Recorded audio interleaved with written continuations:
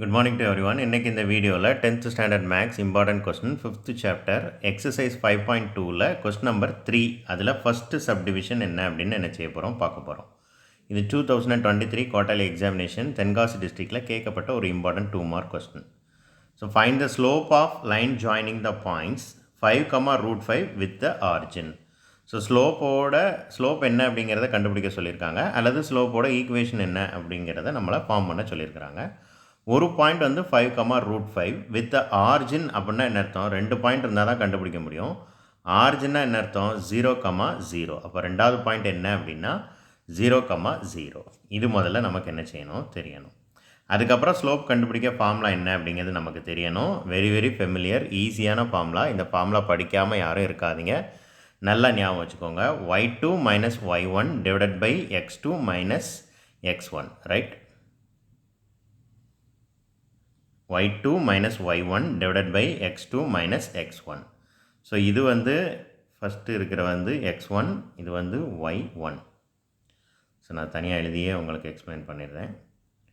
ஒரு பாயிண்ட் வந்து என்னது 5, அனதர் பாயிண்ட் வந்து என்னது 0, இது x1, இது y1, இது x2, இது y2. பாயிண்ட் மேலே கவனமாக கன்சிடர் பண்ணிக்கணும். இப்போ y2 மைனஸ் y1, அப்போ 0 மைனஸ் √5 வந்தாச்சு. டினாமினேட்டரில் x2 மைனஸ் x1, 0 மைனஸ் 5 என்ன செஞ்சாச்சு வந்தாச்சு. ஸோ இப்போ 0லேருந்து √5 சப்ட்ராக்ட் பண்ணால் மைனஸ் √5 தான் கிடச்சிருக்கும். இங்கேயும் 0லேருந்து 5 சப்ட்ராக்ட் பண்ணால் -5 தான் கிடச்சிருக்கும். மைனஸும் என்ன ஆயிருக்கும் அப்படின்னா ப்ளஸ் ஆயிருக்கும். ஸோ √5 டிவைடட் பை 5 கிடச்சிருக்கும். இதுக்கு அடுத்த ஸ்டெப் தான் ஒரு சிலருக்கு கன்ஃபியூஸ் பண்ணியிருக்கலாம், அதுவும் ரொம்ப ஈஸி தான். இப்போ என்ன செய்யணும் அப்படின்னா, மேலே இருக்கிற √5 அப்படியே வச்சுக்கோங்க. கீழே இருக்கிற 5 என்ன செய்யலாம் அப்படின்னா √5 இன்ட்டு √5ன்னு எழுதலாமா?